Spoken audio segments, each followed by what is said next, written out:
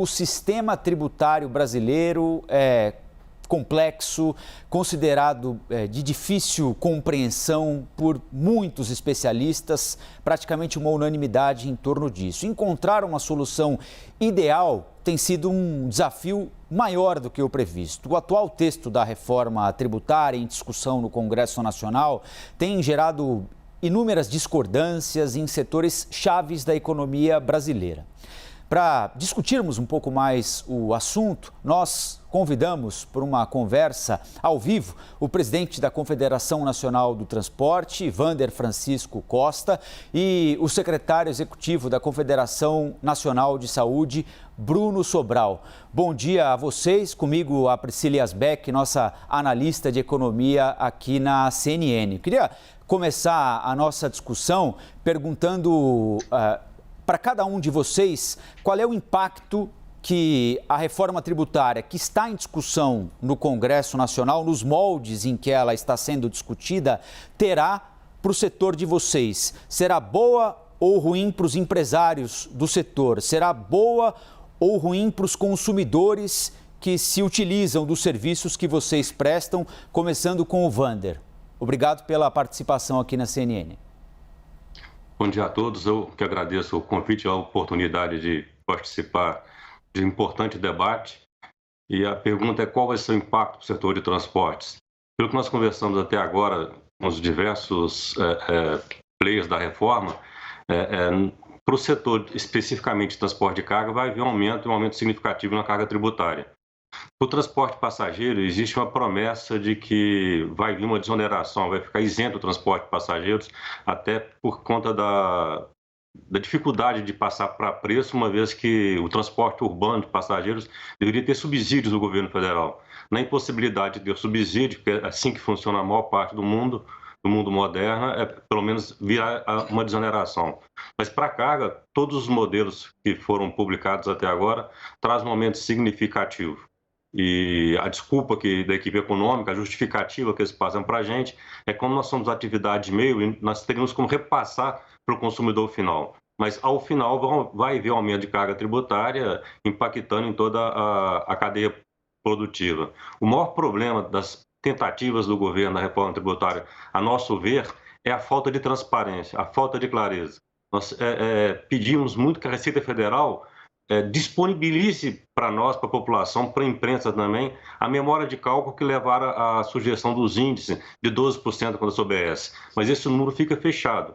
Então, é muito complexo para a gente ter uma opinião firme de qual é o aumento da carga tributária se os números da Receita não são divulgados, não são disponibilizados para a sociedade.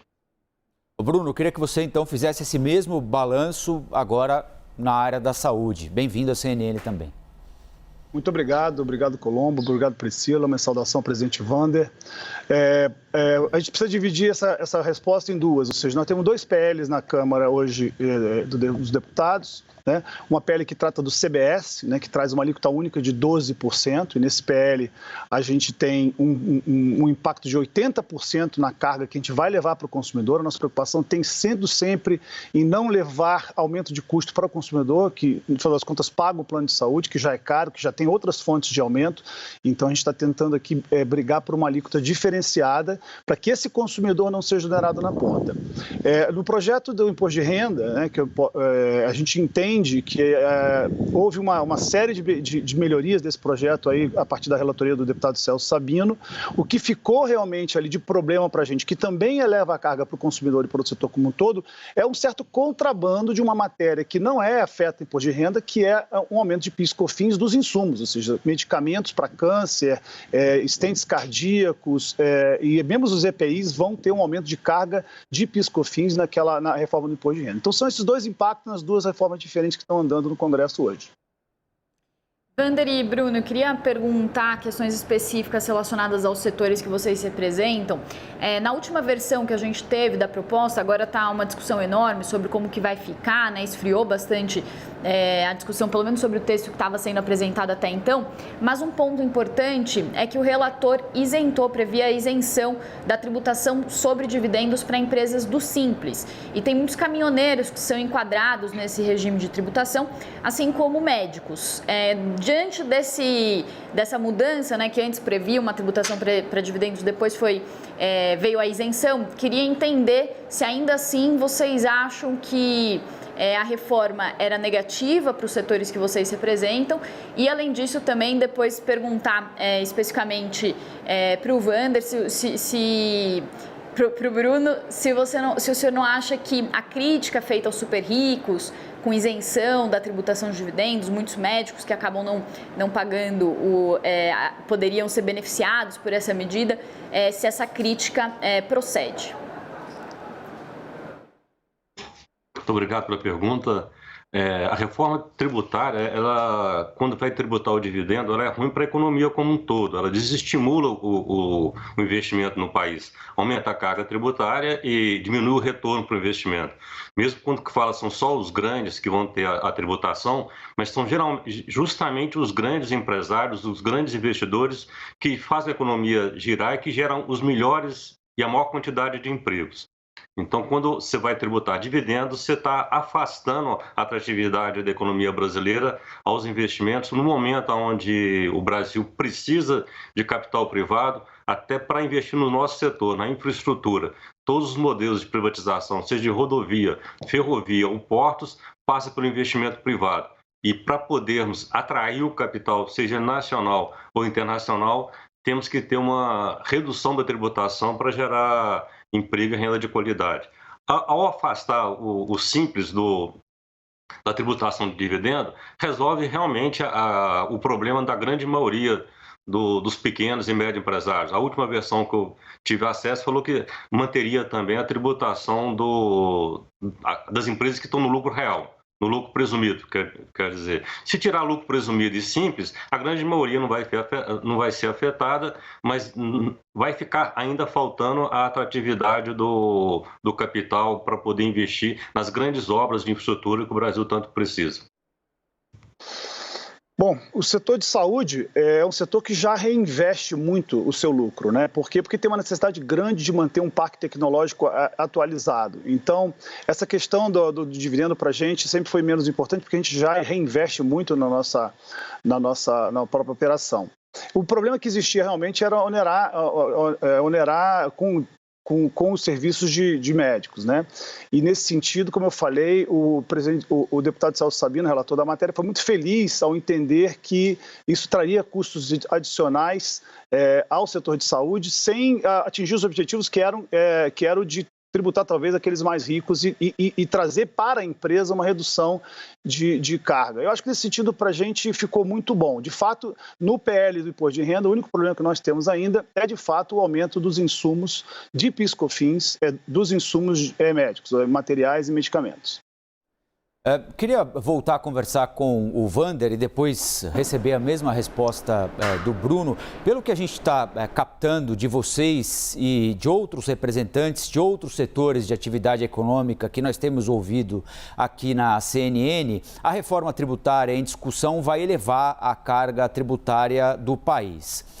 Há uma questão sempre levantada por empresários, representantes do setor produtivo, especialistas, economistas, que é, além da alta carga tributária, a complexidade para o pagamento de imposto, para o recolhimento de imposto por parte das empresas, que muitas vezes têm de contratar e manter em atividade departamentos enormes para acompanhar mudanças de normas municipais, estaduais, federais, para acompanhar as normas da Receita Federal, e que uma mera simplificação desse processo poderia gerar uma economia para empresas em torno de 10%, um pouco mais, um pouco menos. Vocês notam na discussão sobre a reforma tributária preocupação nesse sentido também de desburocratizar, de simplificar o recolhimento de impostos para que as empresas possam ficar um pouco mais livres dessas amarras e se dedicarem à finalidade delas e não terem de investir pesadamente em departamentos exclusivamente para acompanhar essas mudanças todas que ocorrem quase que diariamente? Não, o próprio Bruno veio falar que está deixando de dar crédito de PIS/COFINS em determinados equipamentos da medicina, e é também o que acontece em diversos setores. No caso específico do transporte, vem uma oneração muito forte na parte do transporte aéreo, na tributação de aeronaves e equipamentos de manutenção. O melhor para poder simplificar era liberar o crédito de toda a cadeia produtiva. Aí não teríamos discussões. Por que hoje o Brasil está com um problema grande de pagar precatórios o ano que vem da ordem de 90 bilhões? Porque no passado a Receita Federal, de forma restritiva, com o objetivo de aumentar a arrecadação no curto prazo, colocou diversas normas interpretativas em desacordo com a legislação. O judiciário demora um pouco de tempo, mas ao fim ele traz com que seja respeitada a legislação e aquelas normas da Receita infralegais foram desconstituídas, fazendo que o governo tenha que devolver o que no passado arrecadou a mais. Quando começa a ter uma série de vedação de crédito, você vai entrar no detalhe do KNAI. O empresário entende que aquilo gera crédito, que é essencial à atividade. No nosso caso, manutenção de aeronave é uma coisa essencial no transporte aéreo. Eu acho que ninguém tem dúvida disso, mas ao excluir parte da autorização de crédito, você vai criar um passivo, vai ficar muito mais burocrático no futuro. O ideal é realmente ter uma reforma tributária que seja amplamente discutida. Sei que nós estamos vivendo a pandemia, mas temos a condição de discutir por videoconferência, debater para ter como objetivo principal. Se não podemos reduzir a carga tributária no Brasil, que é desejável, mas os nossos orçamentos não permitem, que ela venha com um viés muito forte da desburocratização, da simplificação. Nós iremos economizar não no pagamento de tributo, mas economizar no custo de apuração dos nossos tributos e trazer também a segurança jurídica. O imposto, claro, ele é pago, é devido e não é questionado no futuro. Concordo com o presidente Wander. A gente precisa, o nosso sistema tributário é muito complexo, ele gera inúmeros casos de judicialização, que geram passivos para o próprio governo. O que a gente acha é que, de fato, é uma reforma que simplifique, isso é super bem-vinda. A gente melhora o custo do Brasil e, nesse sentido, talvez a reforma que traga só PIS/COFINS seja menos ampla do que as reformas que traziam aí outros impostos também embutidos como as PECs que estavam sendo discutidas anteriormente. Então, no sentido de se o objetivo principal do governo desburocratizar e reduzir o número de impostos, reduzir a complexidade fiscal do país, talvez fosse melhor apostar numa simplificação mais ampla. Uma das críticas feitas a essa proposta de reforma do imposto de renda é que as discussões foram justamente aceleradas, vocês dois falaram sobre isso, e também tem um viés populista, né? Tem medidas populistas aí dentro do texto. Uma outra reforma que tinha sido proposta anteriormente era a reforma sobre os impostos que incidem sobre o consumo. Vocês acham que a discussão sobre a reforma sobre os impostos de consumo é mais importante do que a reforma do IR? Qual deveria ser a ordem disso? Em qual prazo que essas reformas deveriam ser discutidas?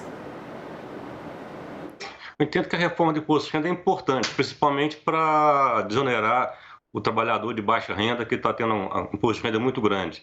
Mas correção monetária da base de incidência, correção monetária do teto de isenção do imposto de renda, para mim não tem que ter compensação com tributação de dividendos, por exemplo. A correção monetária é uma coisa que por si só ela já compensa, né? Ela não está alterando a carga tributária. Então, impor a correção monetária, que é simpático, que é populista, mas que atende a maior parte da população junto com o aumento de carga tributária, eu acho que está tendo um oportunismo de aumentar a arrecadação. Deveria de fazer de forma separada. Com relação à reforma do consumo, ela tem caminhado no Senado. Essa semana ainda tivemos debate com o senador Roberto Rocha, e eu acredito que muito em breve ele entrega um relatório que precisa ser apreciado para avançar. É uma reforma muito importante, ela está procurando simplificar a forma de tributação, juntando o ICMS com o ISS, e vem no modo do imposto dual. Tem um imposto federal separado do estadual. É preciso conhecer mais uma vez o relatório para poder fazer uma análise mais técnica, uma análise mais tranquila, mas acredito que agora tem espaço para desenvolver tanto a reforma do consumo quanto o imposto de renda. Eu acho que ambas as reformas são super importantes, elas têm objetivos diferentes, mas elas não podem, de maneira nenhuma, aumentar os custos para o consumidor de saúde privada. Se você for olhar no resto do mundo, mais de 82% dos países, na pesquisa de 117 países no mundo todo, eles têm tributações sobre o consumo diferenciadas para a saúde, né? Então, o que a gente pede é que, sendo uma reforma mais ampla, como a reforma da PEC 110, ou uma mais restrita, como a do PL do CBS, que sejam reformas que não onerem um setor como o de saúde, que na verdade ele contribui para a produtividade da economia brasileira como um todo, né? Ela reduz absenteísmo, ela traz o trabalhador de maneira saudável para o trabalho. Então, eu acho que isso é uma escolha política, na verdade, fazer uma reforma mais ampla, mais curta, fazer agora, fazer depois. Já estamos discutindo a reforma tributária há mais de 2 anos, então acho que o prazo não é curto, mas as mudanças de decisão sobre como levar essas propostas ao Congresso que talvez tenham reduzido o prazo de discussão de cada uma delas. O que a gente precisa é de uma reforma que não só não aumente a carga tributária do país, mas como também não aumente a carga tributária de setores como o setor da saúde, por exemplo, que leva a saúde para o brasileiro, desonera o SUS e que é super importante para a produtividade da economia como um todo.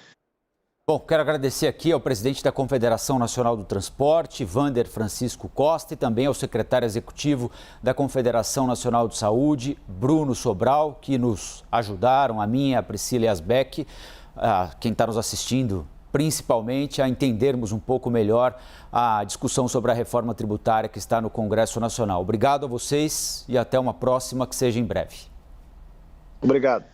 Eu agradeço. Muito obrigado.